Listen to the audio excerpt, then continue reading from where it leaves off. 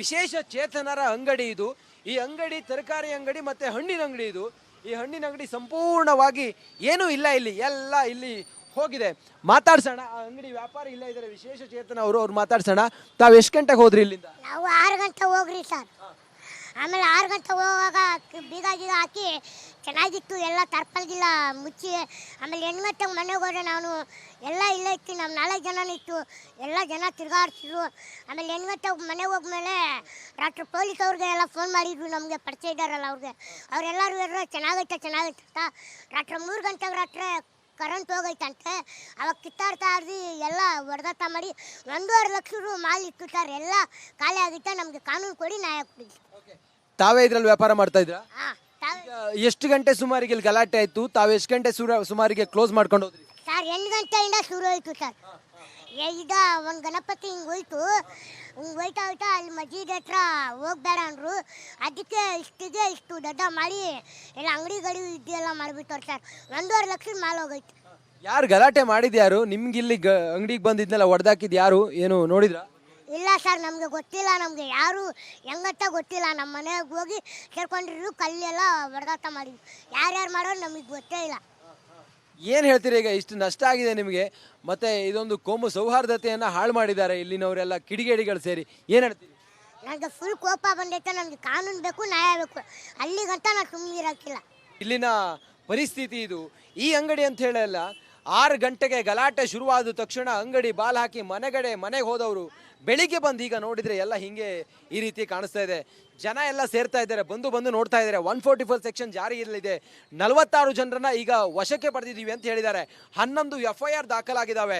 ಸುಮಾರು 450ರಿಂದ 500 ಪೊಲೀಸ್ ಸಿಬ್ಬಂದಿ ಬಂದೋಬಸ್ತಿದ್ದಾರೆ. ಹೆಜ್ಜೆಗೂ ಕೂಡ ಪೊಲೀಸ್ ಬಂದೋಬಸ್ತ್ ಇದೆ. ಇನ್ನೂ ಕೂಡ ಗಣೇಶನ ಮೂರ್ತಿ ವಿಸರ್ಜನೆ ಇದೇ ಮಾರ್ಗವಾಗಿ ಹೋಗೋದಿದೆ. ಹಾಗಾಗಿ ಯಾವ ಕ್ಷಣದಲ್ಲಿ ಏನಾಗುತ್ತೆ ಅನ್ನುವ ಆತಂಕ, ಭಯ ಅಂತೂ ಖಂಡಿತ ಇದೆ. ನೋಡಿ, ಮಾರ್ಕೆಟ್ ಏರಿಯಾ ಇದು, ಜನ ಜಂಗುಳಿಯಿಂದ ಕೂಡ್ತಾ ಇದ್ದಂಥ ಏರಿಯಾ ಇದು. ಆದರೆ ಇವತ್ತು ಏನೋ ಒಂದು ರೀತಿ ಅಂಗಡಿ ಮುಗ್ಗಟ್ಟುಗಳೆಲ್ಲ ಬಂದಾಗಿದ್ದಾವೆ. ಆದರೆ ಕೆಲ ಸಣ್ಣ ಪುಟ್ಟ ಅಂಗಡಿಗಳನ್ನೆಲ್ಲ ಓಪನ್ ಮಾಡ್ತಾ ಇದ್ದಾರೆ. ಜನರಂತೂ ಆತಂಕದಲ್ಲಿದ್ದಾರೆ. ಏನಾಯ್ತು ಸರ್, ತಮಗೇನು ವಿಚಾರ ಗೊತ್ತಾಯ್ತು? ತಾವು ಎಲ್ಲಿದ್ರಿ ಗಲಾಟೆ ಆಗುವಾಗ? ಗಲಾಟೆ ಆಗೋದು ನಮ್ಮ ಹಣ್ಣಂಗಡಿ ಇದೆ, ಅಲ್ಲಿ ಹಣ್ಣಂಗಡಿಲಿದ್ದು ನಾವು ಯಾವಾಗ ತಕ್ಷಣ ಗಲಾಟೆ ಇತ್ತು, ನಾವು ಬಾಗಿಲು ಹಾಕ್ಕೊಂಡು ಎಲ್ಲರೂ ಮನೆಗೆ ಹೊಂಟೋದು. ಆಮೇಲೆ ನಮಗೆ ಫೋನ್ ಬಂತು, ಏನು ನಿಮ್ಮ ಅಂಗಡಿ ಎಲ್ಲ ಎತ್ತಾಕ್ಬಿಡೋರೆ, ಏನೂ ಇಲ್ಲ, ಐಟಮ್ ಎಲ್ಲ ಎದ್ಬಿಡೋರು ಅಂತ. ಯಾರು ಮಾಡಿದ್ದಾರೆ ಏನು ನಮಗೇನು ಗೊತ್ತಿಲ್ಲ.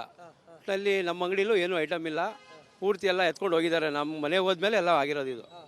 ಬೆಂಕಿ ಹಚ್ಚಿದ್ರು, ಅಂಗಡಿನೆಲ್ಲ ಸುಟ್ಟಾಕಿದ್ರು, ವೆಹಿಕಲ್ಗಳನ್ನೆಲ್ಲ ಸುಟ್ಟಾಕಿದ್ರು. ಆಗ ತಾವೆಲ್ಲಿದ್ರಿ? ಪೆಟ್ರೋಲ್ ಬಾಂಬೆಲ್ಲ ಎಸ್ದ್ರಂತಲ್ಲ ಸರ್, ಹೌದಾ? ಅದು ಏನೋ ಗೊತ್ತಿಲ್ಲ ಸರ್ ನಮಗೆ. ನಾವು ಗಲಾಟೆ ಆದ ತಕ್ಷಣವೇ ನಾವೆಲ್ಲ ಮನೆಗೆ ಹೊಂಟೋಗಿದ್ದು. ಅದಾದಮೇಲೆ ಏನಾಗಿದೆ ನಮಗೆ ಏನೂ ಗೊತ್ತಿಲ್ಲ. ಅಲ್ಲಿ ನಮ್ಮ ಅಂಗಡಿ ಎಲ್ಲ ಪೂರ್ತಿ ಎತ್ಕೊಂಡು ಹೋಗಿದ್ದಾರೆ. ಹಣ್ಣು ಫುಲ್ ಲಾಸ್ ಆಗಿದೆ. ನಿನ್ನೆ ತಾನೇ ಐಟಮ್ ಬಂದಿತ್ತು, ಕಮ್ಮಿ ಅಂದ್ರೆ 1 ಲಕ್ಷ ರೂಪಾಯಿ ಐಟಮ್ ನಮ್ಮದು ಲಾಸ್ ಆಗಿದೆ ಸರ್. ಕಾರಣ ಯಾರು ಸರ್ ಇಷ್ಟೆಲ್ಲ ದೊಂಬಿ ಆಗೋದಕ್ಕೆ? ದೊಂಬಿ ಆದ ಕಾರಣ ಯಾರು ಗೊತ್ತಿಲ್ಲ ಸರ್, ನಮಗೆ ಗೊತ್ತಿಲ್ಲ. ನಮಗೆ ನಾವು ಎಲ್ಲಿ ಅವರು? ತಮ್ಮ ಊರಲ್ಲಿ? ನಮ್ಮದು Nagamangala town, Mandya road. Sir ಹೇಳಿ, ಏನು ಸರ್ ಇದು ಹಿಂಗಾದ್ರೆ ನಾಗಮಂಗಲ ಹೆಂಗ್ ಜೀವನ ಮಾಡೋದೇ ಕಷ್ಟ ಆಗ್ಬಿಟ್ಟಿದೆ ಸರ್. ಒಡ್ಡಾಡಕ್ಕೆ ಭಯ ಆಗಿದೆ. ನಮ್ಮ ಗಾಡಿಯಲ್ಲಿ ನಿಂತಿತ್ತು ಕಾರು, ಆ ಕಾರ್ನೆಲ್ಲ ಪುಡಿ ಮಾಡಾಕಿದ್ದಾರೆ. ಎಲ್ಲ ಜನ ಕಲ್ಲು ತೂರಾಟ ಒಡ್ಡಾಡಿ 8 ಗಂಟೆಯಿಂದ ಒಡ್ಡಾಡಕ್ಕೆ ಭಯ, ಓಡ್ಬಿಟ್ಟಿದೀವಿ. ಈ ರೀತಿ ಆದ್ರೆ ಗಣಪತಿ ಮೆರವಣಿಗೆ ಬರಬಾರ್ದು ಅಂತ ಗಲಾಟೆ ಮಾಡಿದ್ದ ಸರ್. ಮೆರವಣಿಗೆ ಹಿಂಗೆ ಹೋಯ್ತು, ಮೆರವಣಿಗೆ ಹೋಗಿ ಅಲ್ಲಿ ಬರ್ಬೇಕಾದ್ರೆ, ಆ ಕಡೆಯಿಂದ ಬರ್ಬೇಕಾದ್ರೆ ಅಲ್ಲಿಂದ ಗಲಾಟೆ ಸ್ಟಾರ್ಟ್ ಆಯ್ತು. ಅಲ್ಲಿಂದ ಗಲಾಟೆ ಆಗಿ ಪೊಲೀಸರೆಲ್ಲ ಲಾಠಿ ಚಾರ್ಜ್ ಮಾಡಿದ್ರು. ಯಾವಾಗ ಓಡೋದ್ರು, ತಿರ್ಗಾ ಮತ್ತೆ ಎಲ್ಲ ಕಲ್ಲು ತೂರಾಟ. ಏನ್ ವೆಹಿಕಲ್ಸ್ ಅಲ್ಲಿ ನಿಂತಿರೋ ಗಾಡಿಗಳು ಎಲ್ಲ ಪುಡಿ, ನಮ್ಮ ಗಾಡಿನೂ ಪುಡಿ ಮಾಡಿದ್ದಾರೆ. ಪ್ರತಿ ಗಣೇಶ ಚೌತಿ ಸಮಯದಲ್ಲೂ ಈ ರೀತಿ ಗಲಾಟೆ ಆಗುತ್ತಂತಲ್ಲ ಸರ್? ಕಳೆದ ವರ್ಷನೂ ಆಗಿತ್ತಂತಲ್ಲ? ಹೋದ ವರ್ಷ ಕಮ್ಮಿ, ಈ ವರ್ಷ ಜಾಸ್ತಿ ಆಗಿದೆ ಸರ್. ಕಾರಣ ಯಾರಂತ ಹೇಳೋ ಸರ್, ಹೆಂಗಂತ ಕಂಡುಹಿಡಿಯೋದು ಕಾರಣವ. ಈಗ ಮನೆ ಮಟ್ಟೆಲ್ಲ ಲಾಸ್ ಆಗಿದೆ, ಅಂಗಡಿ ಮುಗ್ಗಟ್ಟೆಲ್ಲ ಹೋಗಿದೆ, ಏನ್ ಹೇಳ್ತೀರಿ ಅಂತವ್ರಿಗೆಲ್ಲ? ಹೆಂಗೆ ಕೆಜಿ ಸುಮಾರು ಅಂಗಡಿಗಳು ಬೆಂಕಿನ ಹಚ್ಬಿಟ್ಟವ್ರೆ ಸರ್.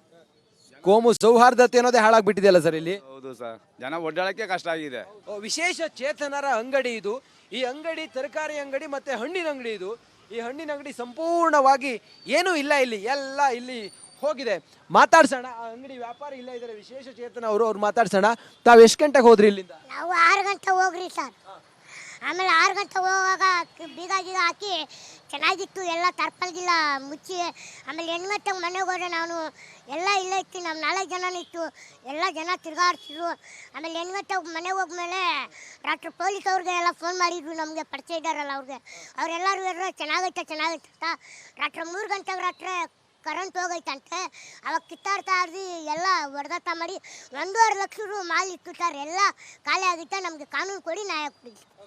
ತಾವೇ ಇದ್ರಲ್ಲಿ ವ್ಯಾಪಾರ ಮಾಡ್ತಾ ಇದ್ರಾ? ಹಾಂ ಎಷ್ಟು ಗಂಟೆ ಸುಮಾರಿಗೆ ಇಲ್ಲಿ ಗಲಾಟೆ ಆಯ್ತು? ತಾವು ಎಷ್ಟು ಗಂಟೆ ಸುಮಾರಿಗೆ ಕ್ಲೋಸ್ ಮಾಡ್ಕೊಂಡು ಹೋದ್ರಿ? ಸರ್ 8 ಗಂಟೆಯಿಂದ ಶುರು ಆಯಿತು ಸರ್.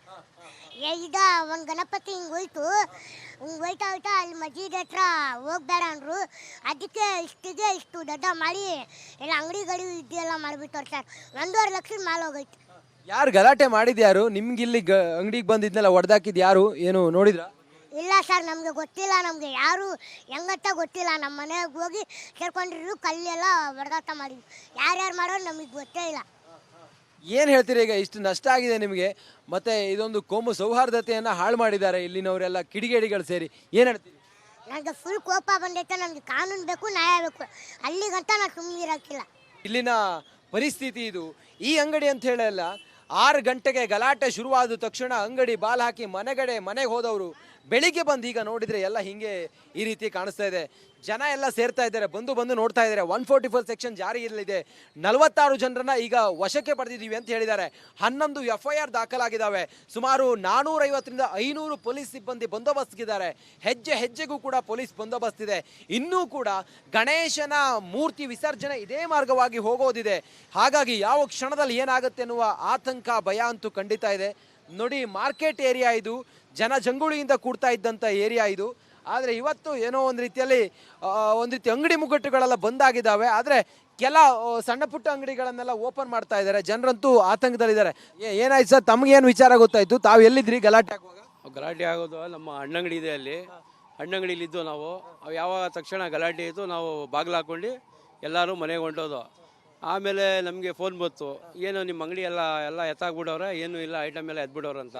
ಯಾರು ಮಾಡಿದ್ದಾರೆ ಏನು ನಮಗೇನು ಗೊತ್ತಿಲ್ಲ.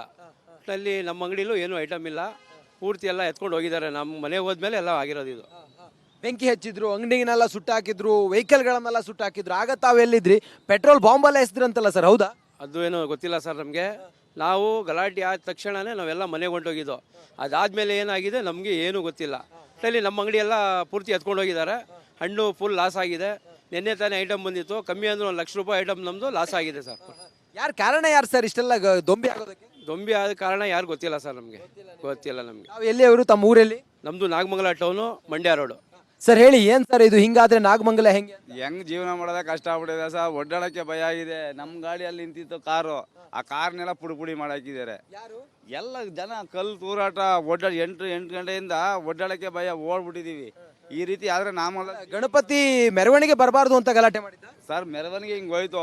ಮೆರವಣಿಗೆ ಹೋಗಿ ಅಲ್ಲಿ ಬರ್ಬೇಕಾದ್ರೆ, ಆ ಕಡೆಯಿಂದ ಬರ್ಬೇಕಾದ್ರೆ ಅಲ್ಲಿಂದ ಗಲಾಟೆ ಸ್ಟಾರ್ಟ್ ಆಯ್ತು. ಅಲ್ಲಿಂದ ಗಲಾಟೆ ಆಗಿ ಪೊಲೀಸರೆಲ್ಲ ಲಾಠಿ ಚಾರ್ಜ್ ಮಾಡಿದ್ರು. ಯಾವಾಗ ಓಡೋದ್ರು, ತಿರ್ಗಾ ಮತ್ತೆ ಎಲ್ಲ ಕಲ್ಲು ತೂರಾಟ. ಏನು ವೆಹಿಕಲ್ಸ್ ಅಲ್ಲಿ ನಿಂತಿರೋ ಗಾಡಿಗಳು ಎಲ್ಲ ಪುಡಿ, ನಮ್ಮ ಗಾಡಿನೂ ಪುಡಿ ಮಾಡಿದ್ದಾರೆ. ಪ್ರತಿ ಗಣೇಶ ಚೌತಿ ಸಮಯದಲ್ಲೂ ಈ ರೀತಿ ಗಲಾಟೆ ಆಗುತ್ತಂತಲ್ಲ ಸರ್? ಕಳೆದ ವರ್ಷನೂ ಆಗಿತ್ತಂತಲ್ಲ? ಹೋದ ವರ್ಷ ಕಮ್ಮಿ, ಈ ವರ್ಷ ಜಾಸ್ತಿ ಆಗಿದೆ ಸರ್. ಕಾರಣ ಯಾರಂತ ಹೇಳೋದು ಸರ್, ಹೆಂಗಂತ ಕಂಡುಹಿಡಿಯೋದು ಕಾರಣವ? ಈಗ ಮನೆ ಮಟ್ಟೆಲ್ಲ ಲಾಸ್ ಆಗಿದೆ, ಅಂಗಡಿ ಮುಗ್ಗಟ್ಟೆಲ್ಲ ಹೋಗಿದೆ. ಏನ್ ಹೇಳ್ತೀರಿ ಅಂತವ್ರಿಗೆಲ್ಲ? ಹೆಂಗೆ ಕೆಜಿ ಸುಮಾರು ಅಂಗಡಿಗಳು ಬೆಂಕಿನ ಹಚ್ಬಿಟ್ಟವ್ರೆ ಸರ್. ಕೋಮು ಸೌಹಾರ್ದತೆ ಅನ್ನೋದೇ ಹಾಳಾಗ್ಬಿಟ್ಟಿದೆಯಲ್ಲ ಸರ್ ಇಲ್ಲಿ? ಹೌದು ಸರ್, ಜನ ಒಡ್ಡಾಡಕ್ಕೆ ಕಷ್ಟ ಆಗಿದೆ.